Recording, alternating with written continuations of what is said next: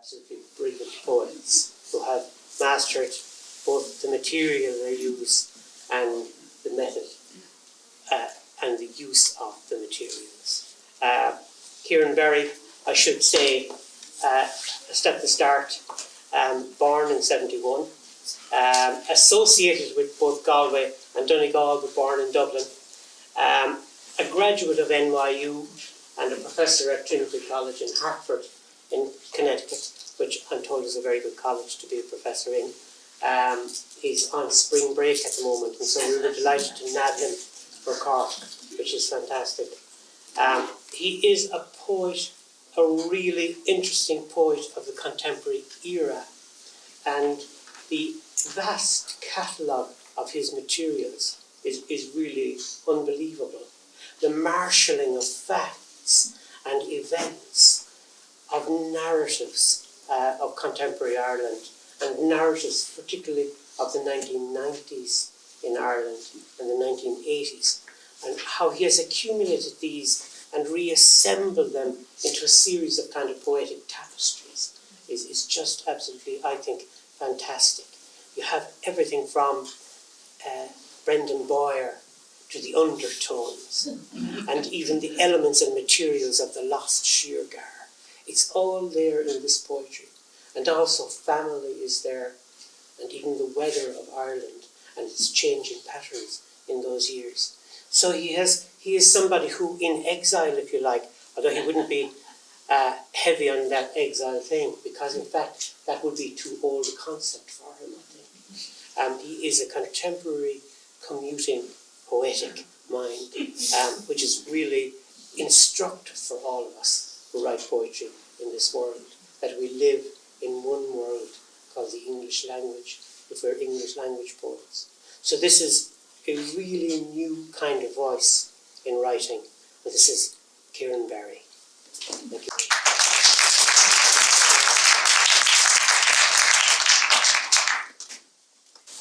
Thank you, Tom, and thank you everybody. Thanks to Kat and everybody at the Munster Literature Centre. It's lovely to be here on spring break.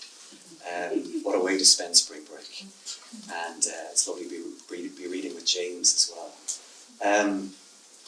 I'm going to begin with a poem that's kind of a riff on a Robert Frost poem that some of you might know called Directive. A poem about taking a kind of a journey into his, I suppose, his poetic inspiration that takes place in New England. And he imagines sort of getting onto the back of this cart and going sort of to this old, broken down farm.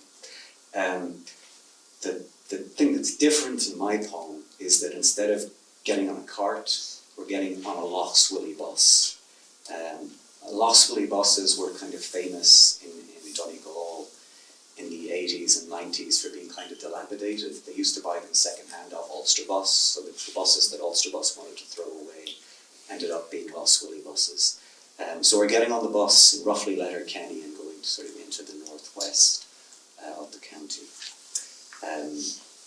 The last lines of Frost's poem that I think are two of my favourite lines in poetry are, "Here are your waters and your watering place. Drink and be whole again beyond confusion." So this is called Nostalgia. Oh, is the rain, oh, is the cloud cover, the peaks and troughs, the closing isobars, the north by northwest tilt of the veins arrow, the needle pert in the hygrometer. Oh, is the three-piece funeral suit you wear, a scrunched up cigarette in one pocket, a bent nail in the other, and the glass rim hum of voices in the high wires where crows congregate like boys on a corner. You feel your way back blind towards somewhere. No white stick, only the tips of your fingers. You slip between the lines, go limber, then limbo beneath the caution tape around the scene. Always the diesel fumes, always the waiting room of pneumonic coughs and scattered newspapers. The destinations listed over the counter, where you slide a crumpled note into the trough, collect your ticket and change. Always the hiss of the pneumatic doors before you board, the driver squat amidst his gadgets and gears, the floor viscous with piss vinegar. As you step into the aisle, its seats held together with masking tape and chewing gum. On each armrest, a flip-top ashtray like an urn that carries the stubbed-out remains of every boy you've ever been. You lose the run of yourself again, slip backwards, the past, the future, like two subway cars, almost touching in the cryptic dark of some faraway metropolis, the passengers like fish against the glass.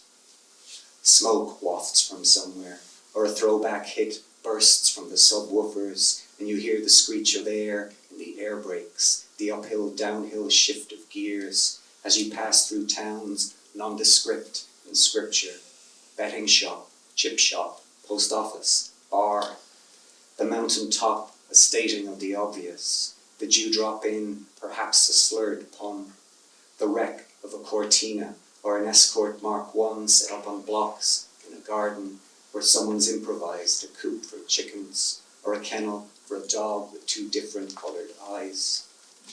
There are the donut-shaped skid marks of the boy racer at a crossroads that opens 4 ways into nowhere, and the phone box lit up at the corner like a spaceship that will never take off.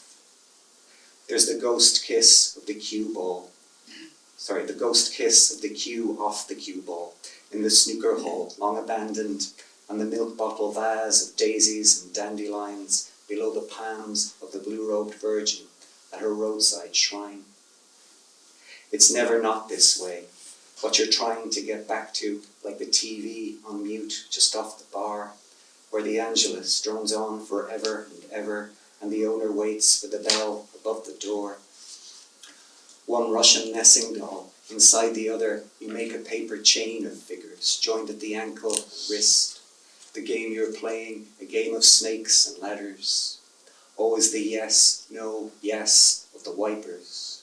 Always you're falling asleep against the pain, as you get lost again, somewhere between reverence and blasphemy. Always this radio soundtrack, the static of the years. Always the burned rubber and spilled beer. The country singer packing up his gear before the chintz, wince, speed rinse of techno from the disco next door. Someone throwing a fish supper up over his own shoes as all your old selves square up to each other after last orders. The barman's 4th or 5th time now, folks, please. Always the closed fist, the skinned knuckles, the loose teeth. The are we there yet? The when will we be there?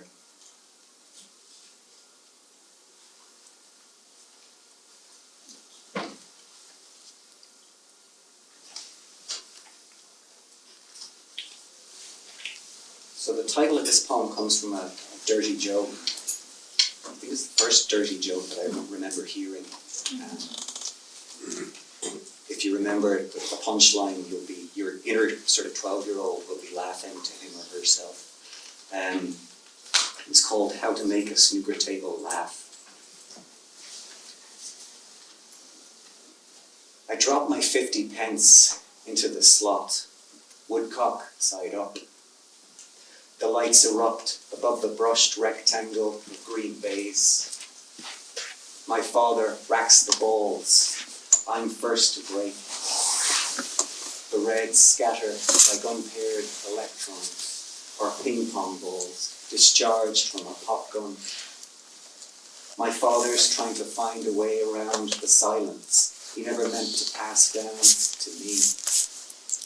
I sink the pink off the cushion, where later I'll try to split the atom with the girl from the next town. The door kicked in, the snooker hall gone to the wall by then. I rub blue chalk over my cue's leather tip. I make a bridge out of my thumb and fingertips.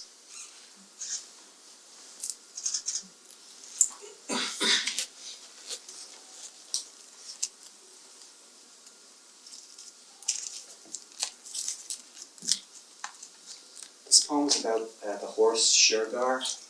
I'm sure you remember, was famously kidnapped and disappeared in the 80s.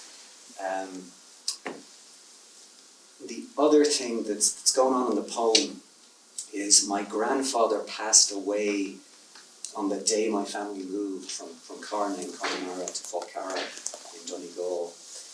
so it was a very sort of memorable day, and somehow it came into sort of to being in this same poem with some of the story of Shergar. It's called For Shergar. Here's whip and stirrup, terret and blinker. Here's something stolen that I can't return. It's Epsom Downs, or it's the Curragh of Kildare, where with the sudden shift of gears that makes him lift almost skyward, the odds-on favourite leaves behind a sluggish field. Of course, he brings the punters to their feet. Of course, the commentators short of words, his voice rising through the registers as the jockey in the green of the Aga Khan rises almost to standing, and his mount breaks and enters the home straight. Even to say his name those days was to invoke a myth with a white blaze on its forehead and one wobbly eye. And any old nag, anyway, is so much rich vocabulary, just one hind leg made up of hock, fetlock, pastern, and coronet. If I watch this happen, then it must be on a neighbour's colour set, an early Wednesday in June, a sitting room where the man of the house rises from his chair to slap his thigh with an imaginary crop and call the horse in motion poetry. If I watch it again, it must be because I measure out my life in hands, open its mouth to count its rotting teeth, knowing everything we touch must turn to air. I'm 10. The horse stands in the winner's enclosure. The kettle boils. Someone brings out the tea and custard creams. And I'm not sure if this is ode or elegy, or if the difference matters. Here's cannon and coffin joint. Here's prophet's mark, the heart of a horse, which weighs about the same as a newborn babe. Here are the masked men who barge through the groom's door and steal the bay colt out under the winter stars. It's 2 years later. The wipers on my father's car, a Simca, a Chrysler, wave goodbye as we slosh through the rain behind the mover's van. The same day my grandfather leaves behind the broken stall of his body, his cancer too a sort of kidnapper. Days like that, you learn to live a little more in the language. Days like that, you learn to love the names of things, throat latch and muzzle, Paul and martingale. How to say Shergar is to conjure stealth and speed, even if he becomes less and less himself, and more the hieroglyph for horse simile. How to say the name or how to hold it back is to consider all that might disappear, loaded into a livestock box and later shot and buried in the bog with oak roots, arrowheads, a broken spear. So much of it is objects in the rear-view mirror. So much of it is loss, its spelt dictions, the past tense entering its perfect form. Here is my father's Chrysler inching north with a slow puncture. Here's the fistful of dirt I'll never scatter over that Lord Vox. Here's the future with a smoker's cough, calling to say, we've got your horse. If you want proof, we can send you an ear.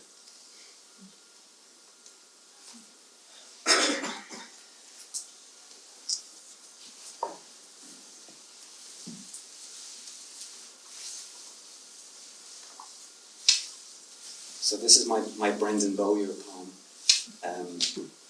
I don't know if anybody else has, I'm sure you've all at one point or another had the experience of at a family wedding or a wedding, finding out that, you know, a relative who you didn't know about had incredible skills on the dance floor.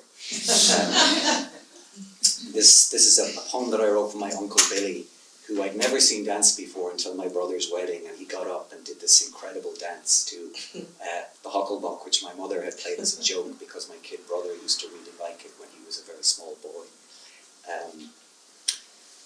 So that's one of the things that's going on. There's because I was thinking of show bands, I started to think also about the Miami show band and the massacre that happened in Down in 1975 when a bunch of members of the band were shot by the side of the road by the UBF. This is called The Hucklebuck, and it's for Billy. Before I let him rest, feet up and out of luck, pressed and impressive in his Sunday suit, his patent leather shoes, I want to frame my uncle doing the hucklebuck at my brother's wedding, or whatever the dance at which he first lifts and twists and shimmies with my aunt. Perhaps it's the Orchid, perhaps the Orpheus, where the Royal Show Band have just pulled up to a side entrance in their Volkswagen van, the numbers and letters on its red plates back to front. They unpack from its flight case a Lambeck-sized kick drum. The valves in their amps glow like a Keller stove as they sound check, testing the microphone. 1, 2, 1, 2. The shape the singer's shadow throws over the floor is animal, a giddy chimpanzee, a dancing bear. Later, my uncle will show me how to throw the shapes of 3 chords on the nylon strings of his nylon string guitar. Enough, he'll say, for that'll be the day, or love me do. But for now, we follow him to where a girl he's never seen before sips orange juice, or where his tie and top button come loose, while the teacups quake on their saucers, and atop the uncut cake, a plastic bride and groom seem ready to cut in. According to one definition, the hucklebuck's a redneck or a hillbilly, either Amish or Pennsylvania Dutch. In another, it's a tryst, in which one party arcs her spine to let her partner in, and where he'll wiggle like a snake or waddle like a duck.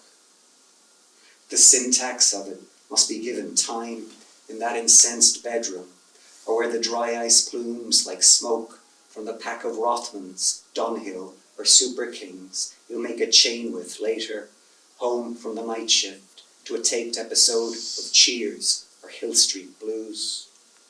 My uncle, whose name becomes a wound the deeper I look into it. But for now, the band, all brill cream quiffs and matching suits, as he extends his open palm, the lifeline, a river, and the singer sings, now here's a dance you should. For now my brother led by his bride towards the floor, to dance a dance he liked to dance when he was 4. A lift and a twist, a shimmy and a kick. The record turns like a corkscrew. The singer gyrates his hips, while a few miles away somebody strikes a match and lights the doused cloth that brims at the bottle's open mouth. In one photograph, the royal pose before the buffed chrome of a ribbon microphone, all flared, florid collar and gap-toothed grin.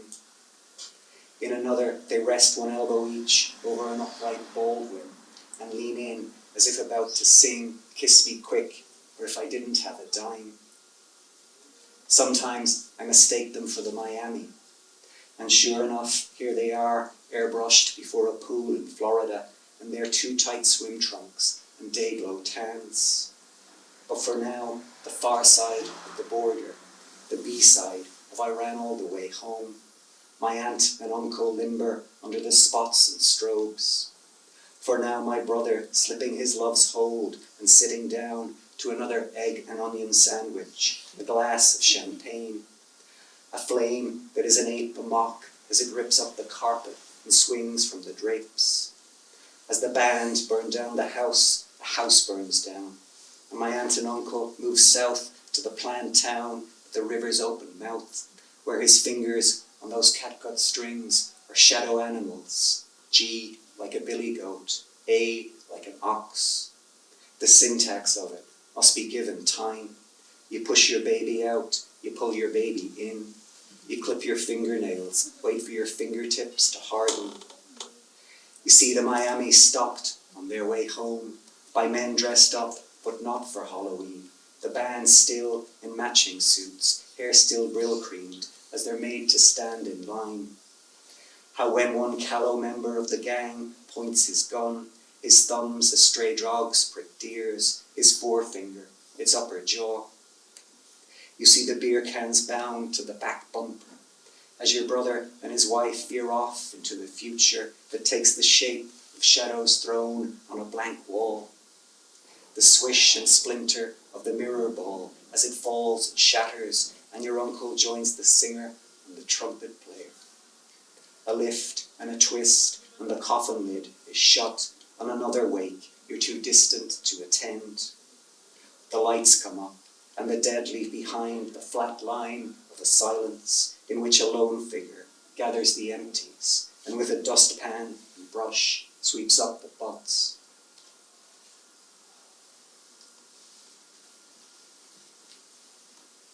I'm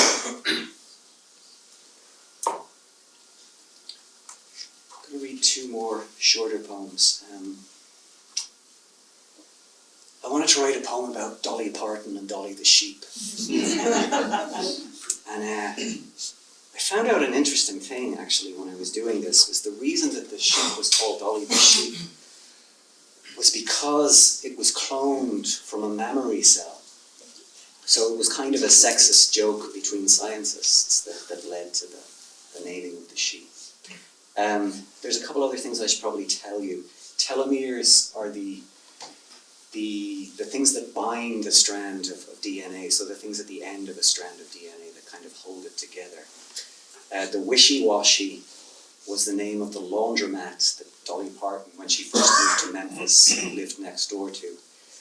And then I don't know if does anybody remember the TV show that she used to have, Dolly Parton? Yeah. And I have this particular memory. I don't know if it was how every show started, but in at least one episode it began with Dolly Parton swinging on a swing while singing this song called Fly Like a Butterfly. And as she was singing, a butterfly appeared out of the left-hand side of the TV, went across the screen, wrote Dolly in pink letters, and then flew off on the right. It's a great moment. So I wanted to put that in the poem too, that particular moment. Dolly. Maybe it's the telemetry of our telomeres that for the tropes of country music makes us pine. How we begin and end between the theme park and the pen, in a one-bedroom next to the wishy-washy, or a glass case in an Edinburgh museum. Our ideas of beauty patterned on the town tramp, or the Finn Dorset in its platonic form. Always the lamb for which we lie down with the lion. Always that chicken and egg sort of thing that has us wonder whether the songs come from the life or the life comes from the songs. How else to make sense of this fishing trip, in which there's something fishy going on, as the girl from Sevier County sings after the butterfly has scrawled her name in pink across the screen. I first came across her in a schoolyard joke, where in the tub she made islands in the stream. The same punchline one white coat repeats as the doctors at the Roslin name their clone. You do the math. The udder cell, the egg, the embryo, that yields this yo that survived 7 years. The transgenesis that makes of us surrogates to a bit of fiddle, a bit of pedal steel.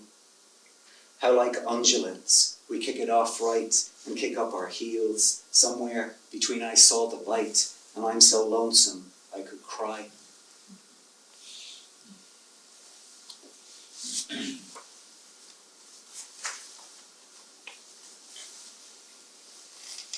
I'll end with this one. And I'll read it for Pat, who was kind enough to publish it in the edition of Poetry Chicago that he edited a few years ago.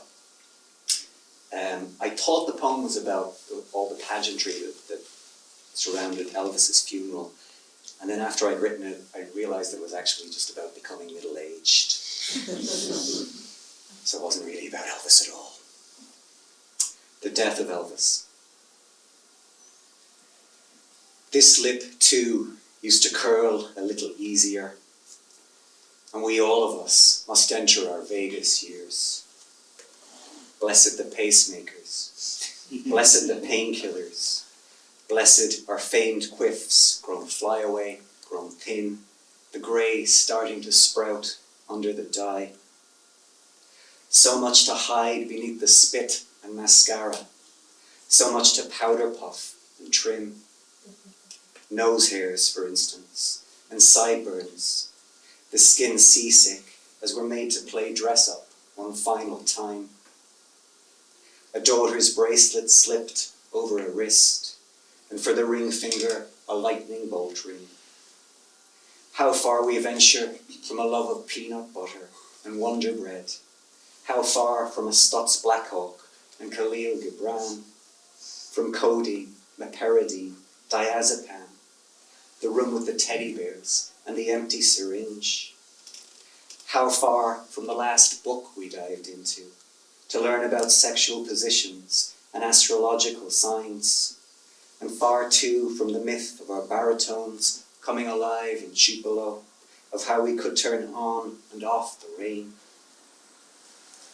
That's the way the mop flops, I think he'd say, as they lay him out flat under the chandelier, then in the limousine.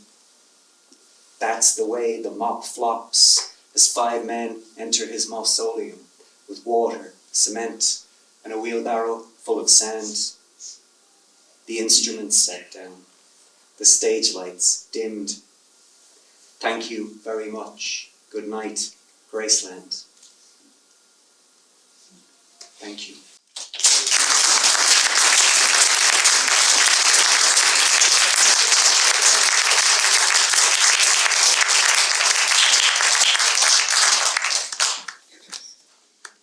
Thank you very much, Ciaran. That's brilliant. That's a great line in one of these poems, whatever you remember, you get to take home. And I thought it was a brilliant line. Possibly a kind of a metaphor in the nation of poetry. Whatever you remember, you get to take home.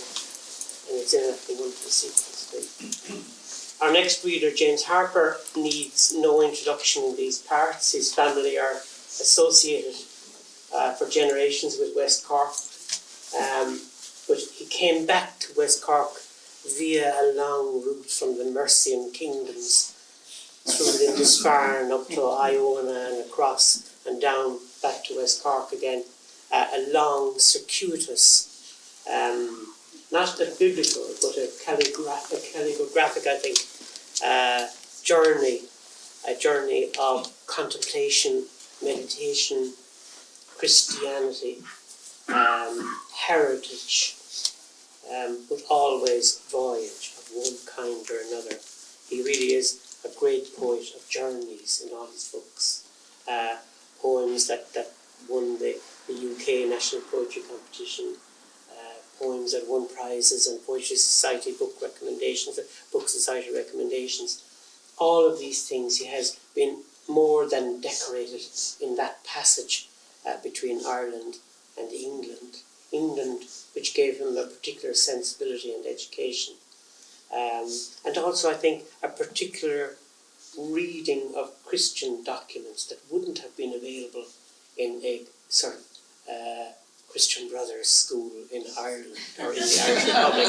A different kind of appreciation of the profundity, the personal journeys within a sort of monk's life, if you like. So he is a poet of voyage and contemplation, of philosophy and family. A really wonderful poet, and a poet whose The White Silhouette, in this particular book, The White Silhouette, has given us one of those absolutely rare and beautiful books in contemporary poetry. So here's James Harpur, The Voyager.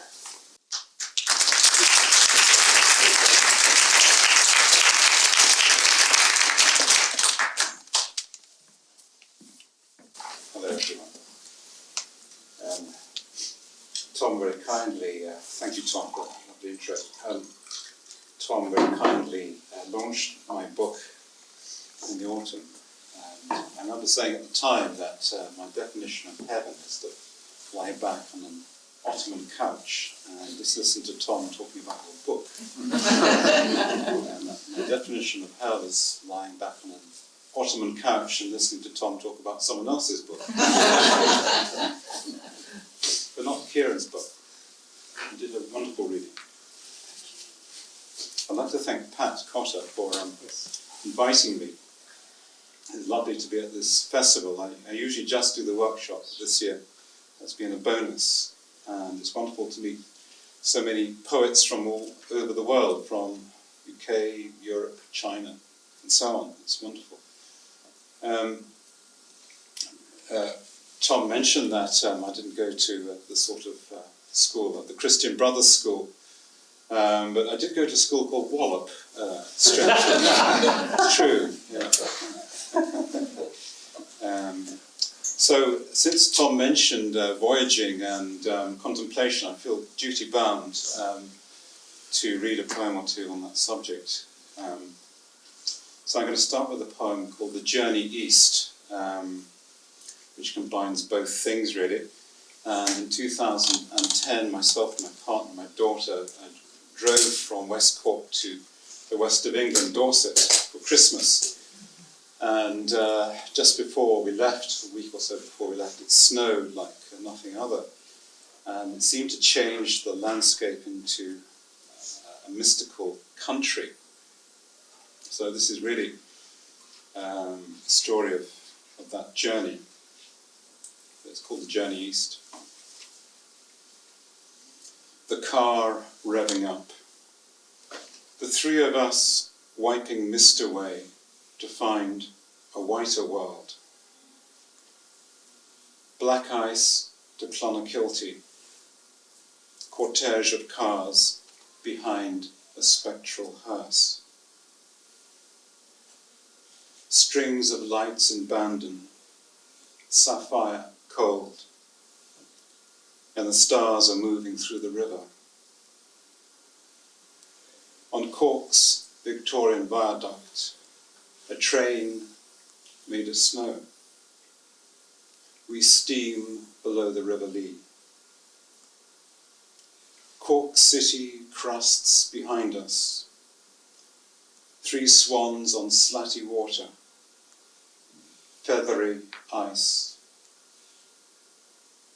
The sun's last X-ray radiates the trees.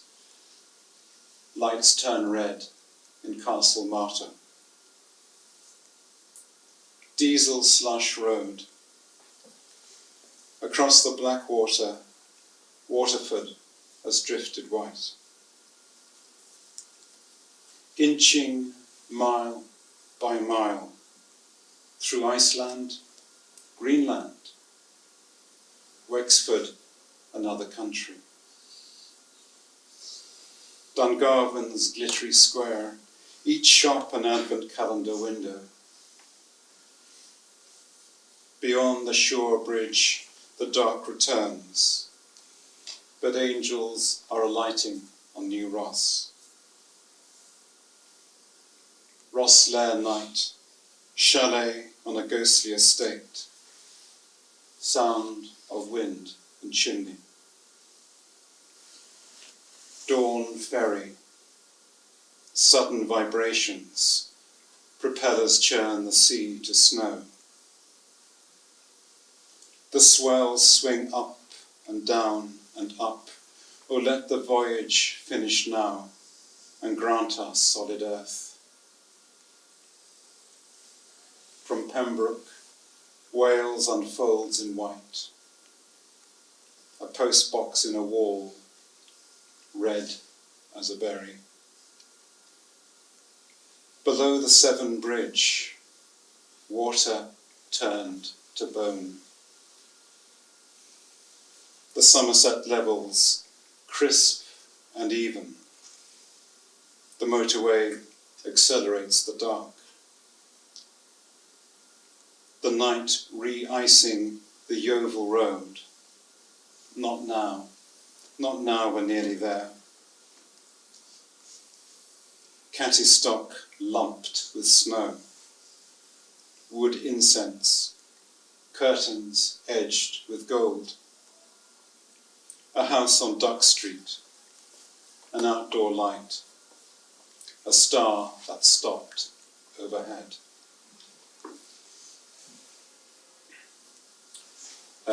This book has its sort of focal point, a longish poem about the Book of Kells in the middle, which is too long to read. I've been obsessed by the Book of Kells since the 1980s, when I first came across the famous Cairo page, which seemed to me an extraordinary thing. And I suppose it's gained potency in my psyche, because it seems to me to be the sort of archetype of books, and to represent an age when not only words but letters were beautifully crafted and cared for, unlike today, when someone like myself will dash off a text or an email without much care for anything at all, really, least of all sense. So the Book of Kells, I feel, is a sort of incredibly precious thing. It was made in about 800 AD, and it's still, you can still read it, without any aids at all. And it reminds me of the churchman Cassiodorus, roughly the 3rd or 4th century AD, who said that every scribe who copies the word of God inflicts a wound on Satan, which I find an incredibly sort of intense thing to say. It kind of made me think that's what poets do, in a way, that we're engaged in these incredibly intense and focused and acts of imagination where we give it our all. And in doing so, we inflict a wound on the forces of non-imagination, by which I suppose I have in mind the language of corporatism, bureaucracy, rationalism, over-materialism, politics, and so on. So for me, Kells represents that sort of imagination as well. My poem is divided into 4 parts, and I'll just read the opening of the first part, which is another voyage to the island of Iona, where Kells was thought to have been begun before it was moved to the site of Kells on the mainland. So this is the voyage to Iona. Evening was slanting the boat from Mull towards Iona, a journey the echo of a shout. And I was staring at the water as deeply as a gold panna. Behind Dalriada rose and heather-lit mountains, the border of a kingdom of shadows. I came for traces of Columba, and found nothing but stone in the wind-sleeted abbey. Grave slabs sliding into ruin, the slaty boarding house of widow hush, netless glare. No clues on the coastal path, or on the rhythmic Macare's hummocky grass and furs, or at the cove of the coracle, where Columba saw, at last, that Ireland was invisible. Or on Scythian Moor's rise, where a circle of angels appeared, as he prayed alone on his knees. And they caressed the air with beating wings, an oratorio of swans alighting in a halo.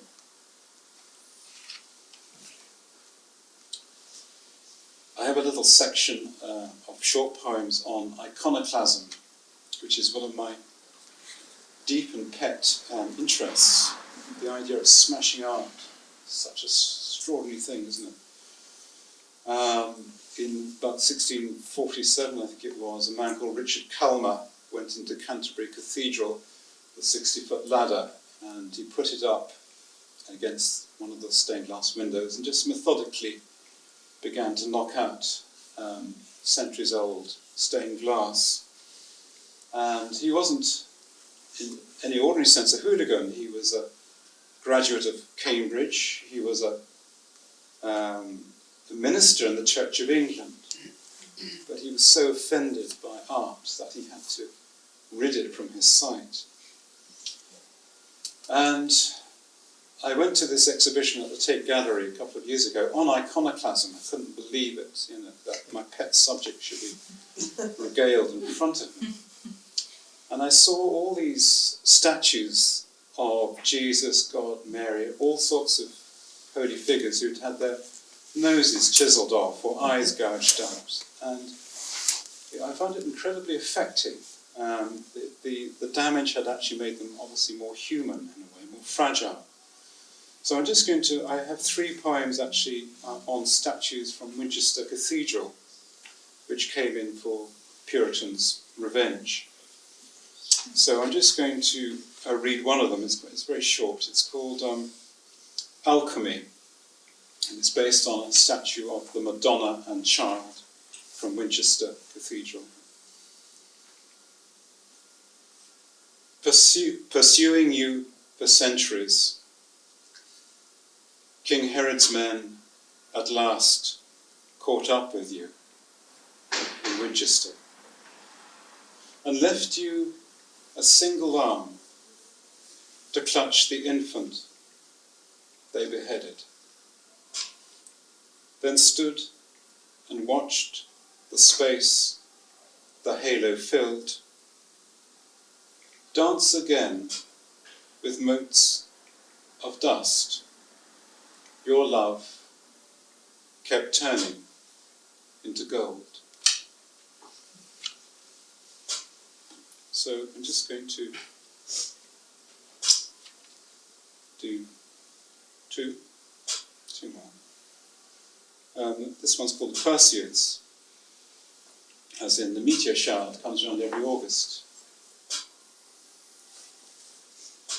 And I saw this last year but one in the Pyrenees. I was staying with friends who have this little hovel, it must be said, on the side of the Pyrenees, where they do organic farming. And the male of the couple said, why don't we go up to the top of the mountain and wait for the Perseids in August. So we did this. And it was the top of the mountain. It was like about 6,000 feet. You felt as if you were actually on top of the world, literally. And so this is just the story of this. It's one of the most memorable evenings I had. On the plateau of Bosch Mendieti, we watched the sky deepen, and the last Pyrenean peaks creeping from the Bronze Age.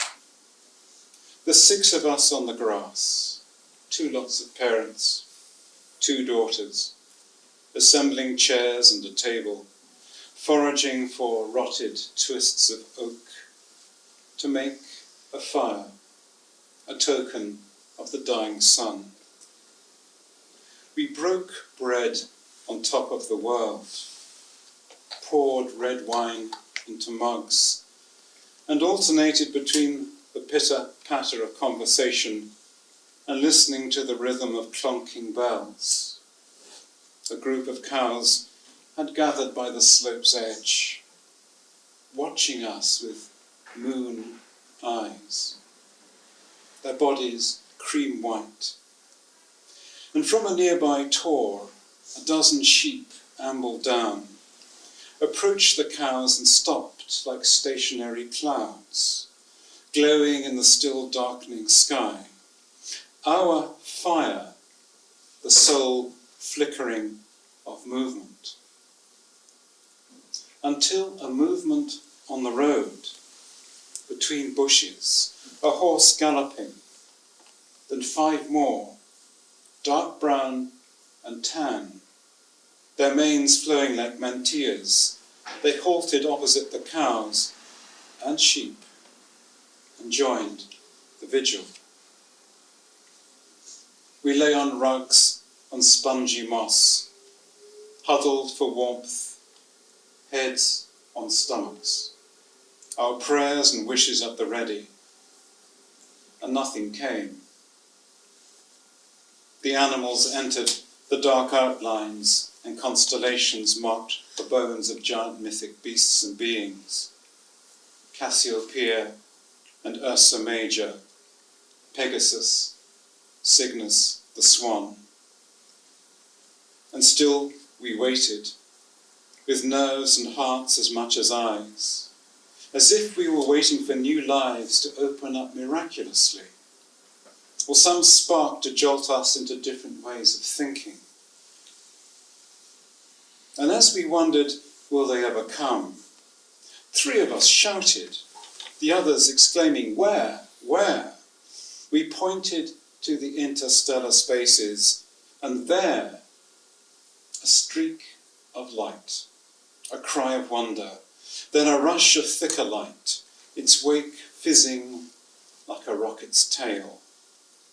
A smaller star unzipping a patch of dark, and on they came, popping up as slight as blinks, or like torches of white fire drawn across the immensity of space, as if a veil had fallen and we were watching the stirrings of the universal mind.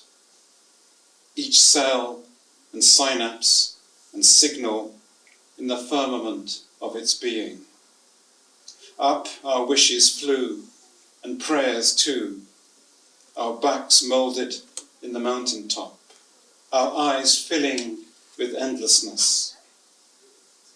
And in the freckled darkness, the stars looked down on us, and on the gathering of silent animals, as if they'd willed us there, the ones they had been waiting for, ensouling the universe, with our thoughts for sick and absent friends and wishes for uncertain futures.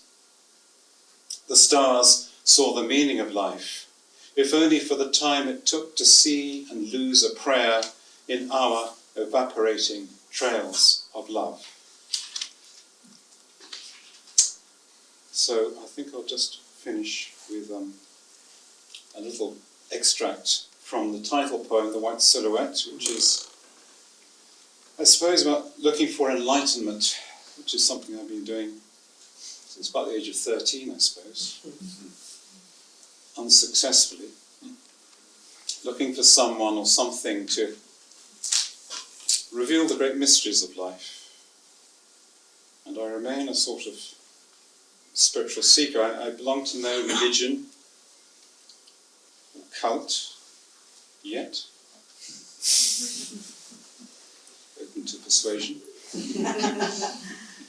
So this is a poem that's called The White Silhouette, and it kind of focuses on 3 places that meant a lot to me, including Holy Cross Abbey in Tipperary, where I always stop en route from West Cork to County Roscommon, where I often go. And Holy Cross is sort of halfway there, and some of you probably know it pretty well.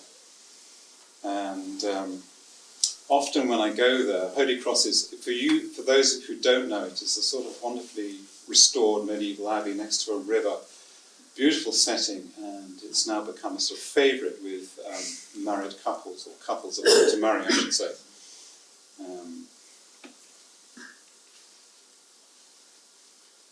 I can't remember if I thanked Pat.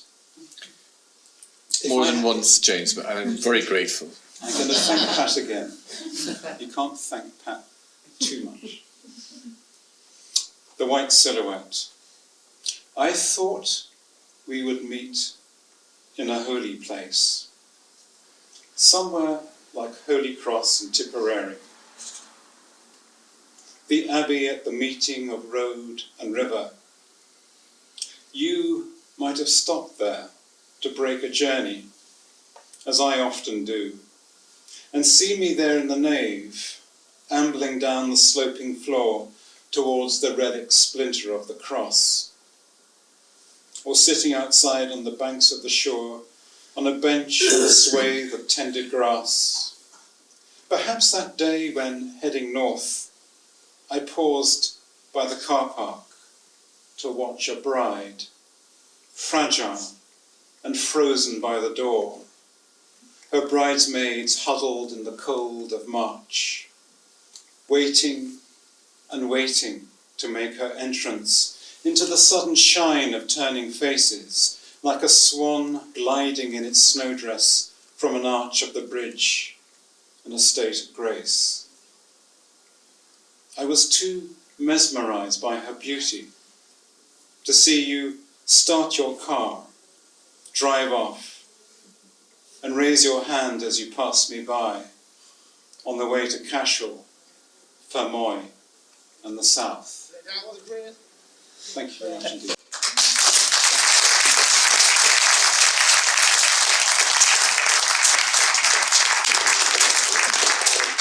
Something struck me which must have a technical answer about your writing. Both of you are not makers of little tits, eggs of lyrics, tiny lyrics. You make large ostrich eggs of poems. So before you begin to push in such circumstances, what have you done to prepare your writings?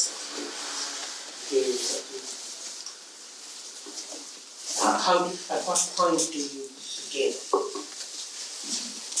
It depends. I have to have a title before I can begin.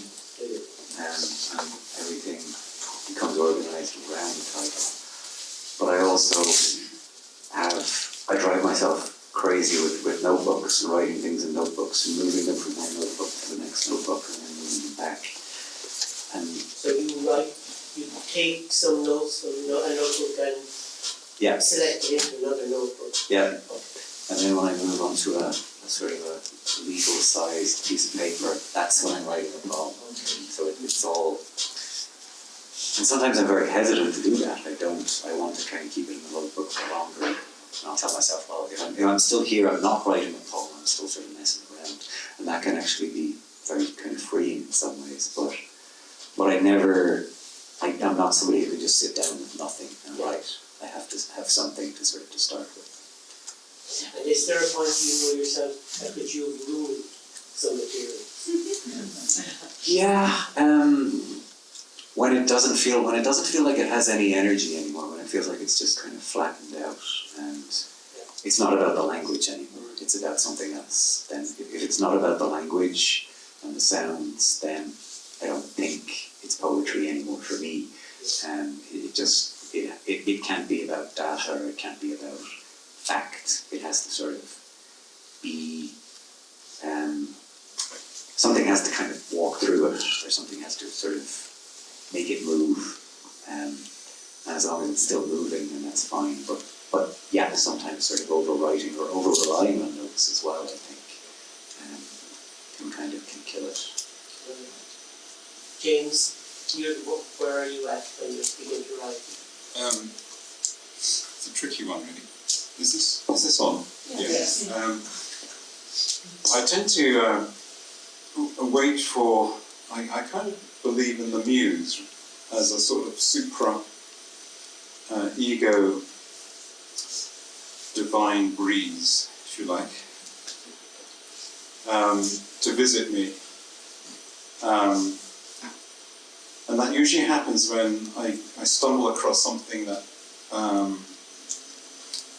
stirs something very visceral and ancestral. For example, the poem about the Perseids. I had no idea I was going to write a poem about it. I was just going for a picnic on top of a mountain. But suddenly the conjunction of the animals and the way the evening unfolded seized me, which I always think is sort of something beyond ego. You can't really... I think the great difference between poetry and prose is that you can't plan for poetry. You can't say, well, next Thursday I'm going to wake up, have a good breakfast, and write a damn good poem. At least I can't. I have to wait. And that often is a long time. So it's a combination of circumstance and touching some inner core of interest, which I may not know I have. So is your writing of the poem therefore you're remembering more closely some material, or is it you thinking about it? Well, I think that's what's so magical about the imagination, because it's not quite memory, it's not quite inspiration, it's something between. It's a sort of alchemy. I think of it as a sort of mental and emotional yeast, which works upon the dough of memories and feelings and thoughts that you have. And the yeast happens with the sort of lightning flash of the circumstance of whatever it is. So it's making something rise. Yeah, that's how I see it. Yeah. Yeah. So it's it doesn't happen very often. So there are lots and lots of questions that arise from that answer, but I won't go into them now. No. Because we have just another few minutes. So there was another question I said I was going to ask both of you, and that is, Ciaran, what do you intend to read next? That's a very good question. Sadly, the answer is probably a stack of papers by my students that I have to read before I start classes again on Monday. And so do you do your serious reading in vacation? Definitely more reading in the summer, yeah. I try and read, but I read at a slower rate. And recently I've been reading more novels because I'm so intensely thinking about poetry when I'm teaching it that reading. What are you reading in fiction? I picked up a book in the airport on the way over by Marilyn Robinson called Gilead, which is very good. It's hard to put down. And I just finished the George Saunders Lincoln and the Bardo novel, which is really fantastic. So you don't decide it's that sudden reading? I have a big stack, but that's the other thing. I don't know what I'm going to like. I'm not an intentional reader either. I'll have 10 things and I'll pick them up and go, that seems to be sort of talking to me now. So recently, the poet that I've been reading a lot is an American poet called Ray Armantrout, and it's very, very interesting. Completely as far away from what I tend to do as you could get, but very sort of the way her mind works on the page and the things that she does with language are very, very exciting to me right now. So I've been reading her quite a bit. And also A. Stallings as well, who's completely on the other side of the spectrum. James, what do you intend to read next? Well, I'm not sure. I'm not sure, Tom. I have 3 books on the go at the moment. What are they? One is called The Shallows by Nicholas Carr, which is about how the internet is destroying short-term memory. Because all we need is our passcode, and then we outsource our memory, to use his phrase, to Wikipedia. And I find that rather disturbing. So that's one.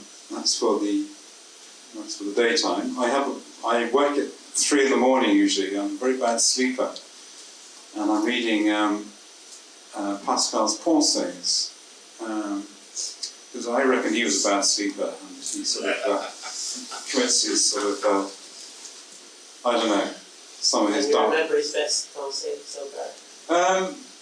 I wouldn't be able to quote it exactly, but what struck me was that he said something like, I cannot understand why people are not more concerned about the nature of ultimate truth and existence. Because it's such a crucial thing in our lives. This is not me speaking, this is Pascal. You wrote that in. He said it's, because it influences almost every decision you make in your life, every trivial decision, makes a huge difference as to whether you believe in God or not, or you're agnostic, or whether you believe in the afterlife, whether you believe in moral justice at beyond the political level, all these things. And he sort of commits this to paper in a very interesting way. So that struck me. And the third book I've got on the go is Homer's Odyssey, which I return to a lot. It's very soothing. It's very easy to read, very gentle, and because I know it, it's kind of like having rice pudding. I know how it's going to end. It's great, and I identify with Odysseus, or Poiso stuff. So those are my 3 at the moment.